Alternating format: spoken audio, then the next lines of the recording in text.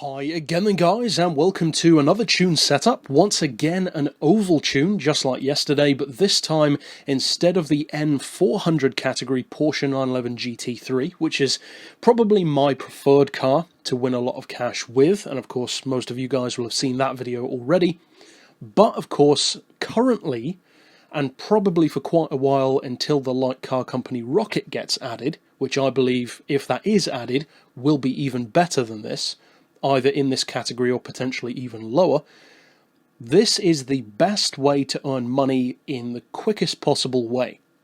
Now, it's not the easiest way. I need to clarify that. You do need to ideally have some experience around the track against the kind of opponents, and also give yourself a bit of time to get used to the car, because initially you may well make a couple of mistakes, because it's not as forgiving as the Porsche or the Porsche tune, which I did. So, with that in mind, I just spent, literally right before making this video, I decided to do it. So I've spent about 30 or 40 miles perfecting the tune to get it to the point that I was happy with. Now, the car is never going to be as easy to drive as something like an Evo, so forget that. It's not going to happen. However, what we can do is improve it. So you want to drop the weight basically as much as you can, which means dropping it to 91%. You don't need to upgrade it any further than that. And as far as the power, you want to drop it to 115. Or actually not drop it, increase it I should say, to the pinnacle of the N300 category. As far as the tyres, you want hard, or specifically racing hard on the front, and racing soft on the back. That really helps the grip distribution for a twitchy car like this. Brake balance, I haven't adjusted. Traction control, incidentally, I would recommend having turned off. It does make a big difference. Maybe if you're less experienced, you could try it maybe on 1, but I wouldn't recommend really going any higher than that. As far as ride height, we've got that as low as possible. Keep that centre of gravity nice and low. The frequency we've got on 2, which is very, very low. Anti-roll as high as possible to really stiffen up the cornering ability, but at the same time to work in tandem with the frequency and the dampers to make the car less twitchy so that you can soak up the bumps in the road and really contour with the corner rather than bouncing around it and sliding off. So as far as compression, we've got that as low as possible. Likewise with the rebound, we've got that as low as possible as well. But of course there isn't much suspension travel because it's still as low as possible as far as ride height. For the camber, we're running fairly high, not ridiculous, not as high as you might assume.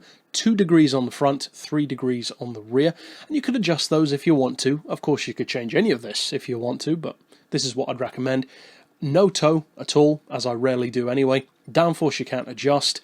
As far as the diff, I would recommend having all 3 as high as possible. That really, really helps to solidify even, try English, all of the other things with the suspension together and really makes it that much better. As far as the gearbox, I haven't really done anything overly specialised. You could probably take it maybe to 180 on the auto setting, because it takes a few seconds extra to get up into 6th gear, unless of course you decide to use a manual gearbox, which many people do. But the gearbox isn't as important.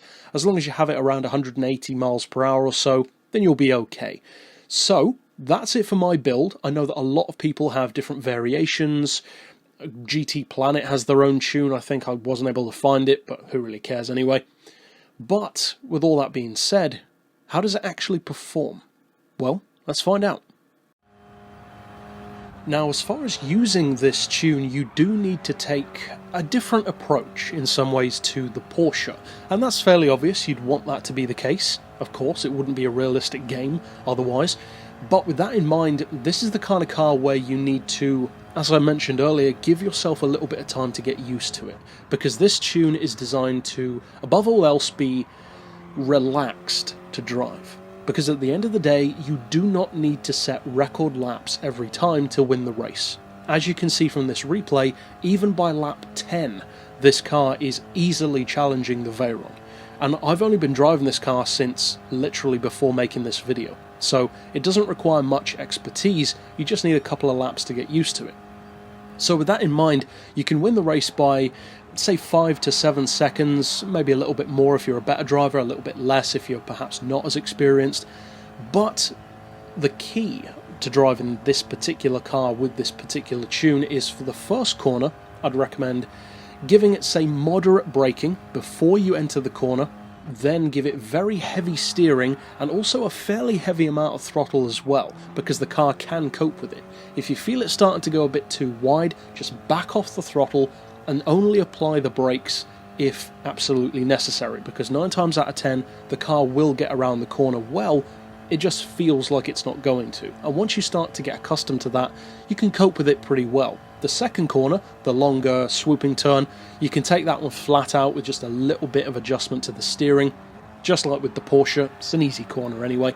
It's a good one for overtaking as well. And for the last corner, well, for that one I'd recommend maybe for about a second or so, let off the throttle, or give it, say, half throttle, and give it fairly strong steering. Be fairly aggressive with it, but constant. Don't be going left, right, of course, because this car doesn't respond well to that. You will spin out. And most importantly, you will see in a portion of this replay that I do lose control a little bit and the car goes into a drift. But as you can see, as long as you don't try and counter steer, which of course is the natural thing for us to try and do, but it's hard not to, don't counter steer the drift. In other words, don't turn into the drift.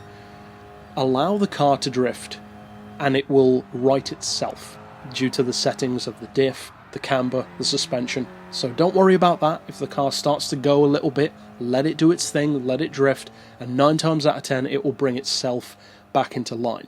Now the biggest thing that you need to worry about is the other cars, because they just love to get in your way.